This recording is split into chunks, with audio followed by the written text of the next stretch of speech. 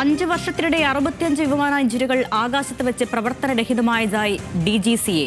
11 mayday കോളുകളും പൈലറ്റുമാർക്ക് ATCക്ക് നൽകിയിട്ടുണ്ടെന്ന റിപ്പോർട്ട്. ഒരു മാസത്തിൽ ഒരു വിമാനത്തിന്റെ എഞ്ചിൻ പ്രവർത്തനരഹിതമാകുന്നുവെന്ന ആശങ്കയുമുണ്ട്.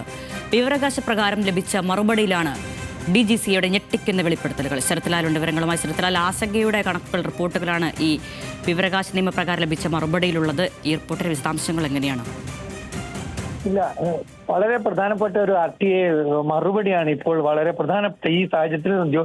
കഴിഞ്ഞ ജൂൺ 12-ന് എയർ ഇന്ത്യ വിമാനം തകർന്നു വീണതിന് ശേഷം അടക്കം 65 വിമാന എഞ്ചിനുകളാണ് ഈ ആകാശത്ത് പ്രവർത്തനരഹിതമായി എന്നാണ് റിപ്പോർട്ടിൽ പറഞ്ഞിരിക്കുന്നത്. അതേപോലെ തന്നെ ഈ ഇരട്ട എഞ്ചിനുള്ളത് കൊണ്ട് പൈലറ്റുടെ സംയോജിത ഇടപെടൽ കൊണ്ടാണ് തൊട്ടടുത്ത വിമാനത്താവളത്തിലും അല്ലെ സുരക്ഷിതമായി ഈ വിമാനങ്ങൾ ഇറക്കാൻ കഴിയുമെന്നും റിപ്പോർട്ടിൽ പറയുന്നു.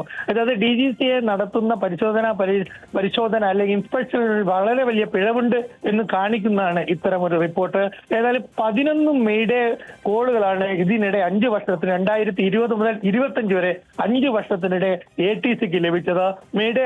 മെയ്ഡേ കോളുകൾ എന്ന് പറഞ്ഞാൽ നമുക്ക് അഹമ്മദാബാദ് വിമാനം തകർന്ന് വീണ ആ സാഹചര്യത്തിന്റെ ആപൽപരമായ സമയത്ത് മാത്രം ATCA പൈലറ്റുമാർ ബന്ധപ്പെടുന്നതാണ് മെയ്ഡേ. അത്രയും ഗുരുതരമായ വിമാന തകരാറുണ്ടാകുമ്പോൾ മാത്രമാണ് ഇത്തരം കോളുകൾ ചെയ്യുന്നത്.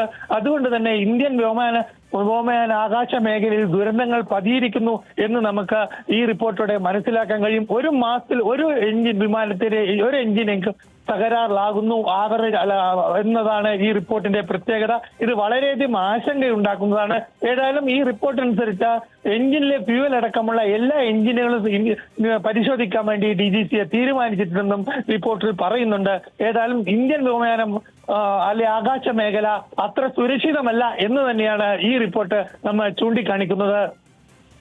ശരി, ശരത്ലാലാണ് ഡൽഹിയിൽ നിന്ന് വിശദാംശങ്ങൾ നൽകിയത്.